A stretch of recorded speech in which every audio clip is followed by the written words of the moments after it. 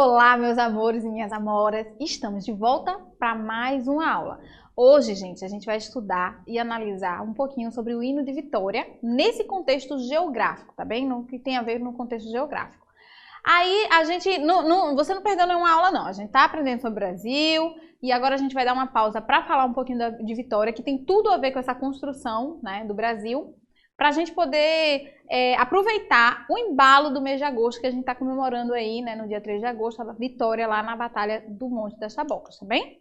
Então, a gente vai falar dessa relação aí de Vitória com a construção do Brasil. A gente sabe que o Brasil, ele tem também uma divisão nos períodos históricos, né, da história. Tem lá o período pré-colonial, quando teve a invasão dos portugueses aqui nesse território, depois o colonial, o imperial e agora o republicano. E Vitória de Santo Antão, ela vai ser importante para a história do Brasil desde esse período aqui, ó, período pré-colonial, que é quando ela começa a existir, começa aí a surgir Vitória, tá certo? Então, gente, Krenak, que é um filósofo, escritor, uma figura muito importante aqui no Brasil, e ele é da tribo Krenak, ele vai dizer pra gente que o Brasil, ele é uma invenção. O Brasil, ele foi inventado e ele surge pela invasão, que primeiro foi feita pelos portugueses, depois holandeses, franceses, enfim. E ele está certíssimo. A origem do Brasil, ela vem dessas invasões. Mas o fato da gente ter começado mal, né, ter começado errado ali, com muito desrespeito à humanidade das pessoas, dos grupos indígenas que aqui estavam, com escravidão, com coisas assim que a gente realmente tem que se envergonhar. Mas o fato de a gente ter começado enquanto país, né, enquanto ideia de nação, dessa forma errada, não quer dizer que a gente tenha que ficar o resto da história da gente com remorso, né, digamos assim. Com remorso tem até que tá, né? Mas, enfim, com vergonha por ter sido assim. A gente pode transformar, ressignificar a nossa história, tá certo? Honrar aqueles que foram, sim, desrespeitados em sua humanidade, e como é que a gente faz isso? Honrando eles, passando a respeitá-los, né, a respeitar os seus direitos, principalmente dos povos indígenas que aqui já estavam, mas também dos descendentes dos escravizados, dos povos que foram escravizados, né, e procurar não errar mais nesse desrespeito à humanidade, né, no nosso país. Passar a nossa origem étnica, né, que é a mistura desses povos, é uma origem única no mundo, gente, e muito bonita, né, realmente é algo para que a gente valorize e venha a se orgulhar, tá certo? A gente falou na aula de História que o Brasil, ele é considerado a terra de 1000 povos, no livro de Cacá Uerá, né, que é um escritor, educador e empreendedor social de origem tapuiá. Ele dedica-se à literatura para difundir as culturas indígenas, especialmente a Tupi-Guarani. Porque antes, gente, há um tempo atrás, a gente não tinha muitos livros escritos por esses povos, pelos descendentes desses povos, né? Dos 1000 povos que estavam aqui nesse território antes da invasão dos portugueses. E a cultura deles eles valorizam muito mais o aprendizado através da vivência. Então, as crianças, os jovens, eles vão aprender através da vivência, da troca oralizada, das conversas, enfim, das coisas práticas do dia a dia. E não através de leitura escrita. Eles não valorizavam muito, os povos indígenas não valorizavam naquela época, enfim, o registro escrito, a cultura escrita, tá certo? Aí, por causa disso, a gente também perdeu muito de saber mais sobre esses povos, né? Porque não tem esses registros. Mas isso já vem sendo feito e fica aí uma indicação para a gente ler, fica uma indicação para os professores, né? Para os seus professores também lerem e a gente aprender mais sobre esses povos.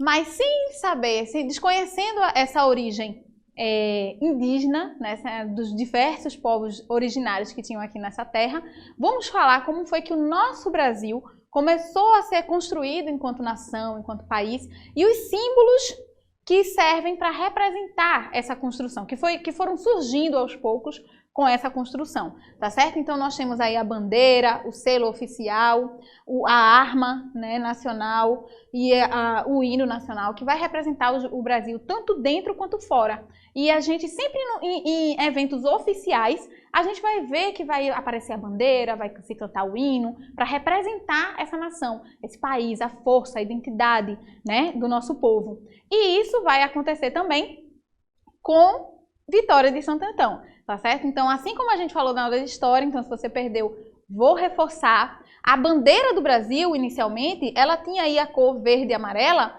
para representar as famílias que participaram da dominação desse território. A família Aliança e Bragança representada pela verde e a Habsburgo pela amarela. Mas isso mudou, né? Isso foi ressignificado, teve um novo significado aí na nossa bandeira atual, que vai representar o verde, vai representar as matas, né? Nossas riquezas naturais, e o amarelo aí representando nossas riquezas minerais, o ouro e tudo mais. O azul representando o nosso céu, e assim vai. Então, do mesmo jeito que a gente conseguiu ressignificar, dar um novo sentido, né, para a bandeira, a gente também pode transformar a nossa história e torná-la cada vez melhor, cada vez mais bonita, de forma que a gente venha a se orgulhar cada vez mais da história do Brasil e do povo, né, brasileiro e dessa terra, dessa nação, tá bom? Desse país. E a gente faz parte disso, a gente escreve também essa história, tá bom? Agora eu gostaria de saber, vocês talvez já tenham conhecimento, né, que essas estrelas aqui, eu disse na aula de história, que essas estrelas aqui, elas representam os estados brasileiros. Então, o Brasil tem 26 estados e um Distrito Federal. Então, essa estrelinha aqui em cima, gente, você sabe que estado que ela representa? Será que ela é o Distrito Federal? Será que é algum outro estado? Então, gente, essa estrelinha representa, na verdade, o estado do Pará e não o Distrito Federal, tá bem? Como muita gente pensa. E por quê? Essa faixinha aqui da Ordem e Progresso é como se fosse a linha do Equador. E quando a bandeira foi feita, não tinha essa parte aqui, ó, tá vendo? Só tinha essa parte aqui onde é o Amapá, era na verdade o Pará e fazia parte do Brasil. Já essa outra parte aqui não tinha, essa parte de Roraima, enfim, ainda não era do nosso, não fazia parte do nosso território. Como disse Krenak, o Brasil foi inventado, tudo foi sendo criado, as terras foram sendo invadidas, né, conquistadas, enfim, e aí foi se formando o território, tá bem? E aí na época da bandeira, o Amapá era Pará, e ele era o único estado que estava acima da linha do Equador. Então, o Brasil ele é um território tão grande que ele pega o hemisfério norte e o hemisfério sul, né? Então, ele tem aí, ó, aqui a linha do Equador, tem Roraima, Amapá, enfim, parte do Pará e parte do Amazonas no norte do hemisfério do planeta, e uma outra parte no hemisfério, a maior parte, né, na verdade, do Brasil, fica no hemisfério sul, tá certo? Então, a faixinha lá de Ordem e Progresso é como se fosse a linha do Equador, ok? E a estrelinha era representando aí o estado do Pará. Talvez já fosse na hora de dar um novo significado aí, né? A mudar um pouquinho, já que tanta coisa já mudou, né? Já foi ressignificada, quem sabe isso vai acabar mudando popularmente também o significado. Então tá aí pra gente ver por que então aqui é tão quente. Uma aluna minha perguntou: tia, nesse período de Olimpíadas eu tô vendo que tem países que nevam, que estão nevando, que tá um frio, e aqui é esse calor o tempo inteiro. Por que aqui não neva também, né? E não neva por isso, porque a gente tá aqui muito perto da linha do Equador, que é justamente aqui, ó, no centro, tá certo, do globo, e é onde a gente recebe mais sol, tá vendo, ó? É a parte do planeta que recebe mais sol direto. Muda as estações, né, conforme o planeta vai girando aí ao redor do sol, mas ele normalmente quando recebe o sol, a luz do sol, é uma luz mais direta, tá certo, ali. Então é uma região, essa região aí próxima à linha do Equador, é uma região mais quente, tá certo? Então, gente, voltando aí para Vitória, né? Então isso aí falando dos símbolos do Brasil, e agora a relação de Vitória com a formação do Brasil. A gente viu na aula de História que os símbolos de Vitória, né, a bandeira, o hino, o brasão, eles foram também, assim como o do Brasil, foram sendo conquistados e construídos aos poucos, tá? E tem influência religiosa, tem influência aí de ideias de liberdade, de nação, de nacionalidade, e tem a representação aqui das três arminhas, representando as três raças e a união dessas três raças, né? Que a gente viu que essas três raças se uniram ali na Batalha de Tabocas para ajudar na expulsão dos holandeses daqui desse território. E a gente até conversou que isso foi um pouquinho aí de jeitinho brasileiro. Não se sabe se cada um vai avaliar, se foi uma criatividade, se foi um ato de corrupção, mas de fato foi um jeitinho brasileiro que os luso-brasileiros deram para não pagar as dívidas que tinham com os holandeses, não é verdade? Então, muita gente pode levar para o lado de que o brasileiro é malandro. Ah, o brasileiro é mais malandro do que o mais malandro dos povos da terra é o povo brasileiro. O povo brasileiro é muito malandro, a gente tem que mudar esse jeitinho brasileiro. Vamos lá, gente. O jeitinho brasileiro nos ajuda a superar muitos desafios. Como a gente está num país que sofre, tem muita desigualdade social, muitas vezes quem está numa determinada situação precisa dar um jeitinho brasileiro para poder conseguir suportar determinadas situações, tá certo? Ou conseguir amenizar aquela desigualdade social. Mas é claro que a depender de como é esse jeitinho, que jeitinho é esse, ele pode ser sim corrupção, né? Agora, será que é verdade que o nosso país é mais malandro do que os outros países? Olha, quando a gente vai para uma pesquisa de fato, a gente vê aqui, ó, um mapa onde tem, onde as pessoas, a população sente que o país é muito corrupto, vai estar um laranja mais escuro aí. E onde a população sente que o Brasil o país é transparente, você não percebe tanta corrupção, vai estar um azul escuro. A gente vê que o Brasil, ele está num laranja aí, ó, entre 30, 40, né? Ele está aqui nessa faixa. A população sente, sim, corrupção, mas tem outros países ainda mais corruptos. É claro que a gente não vai se medir de baixo, né? A gente vai, tem países que é mais corrupto que a gente. Vamos ficar assim. Não, né, gente? Pela fé. A gente vai procurar estar cada vez mais aqui no espaçozinho azul.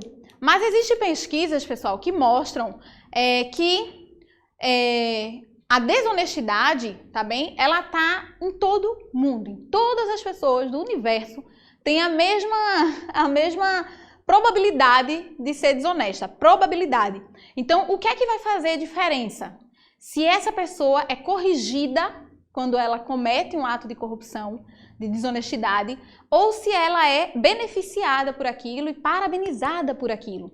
E também a liderança, quem está à frente do país, se são pessoas honestas, pessoas responsáveis, respeitáveis, faz com que constrange a população a ser também cada vez mais honesta, responsável, porque vai se inspirar naquela pessoa que está ali representando.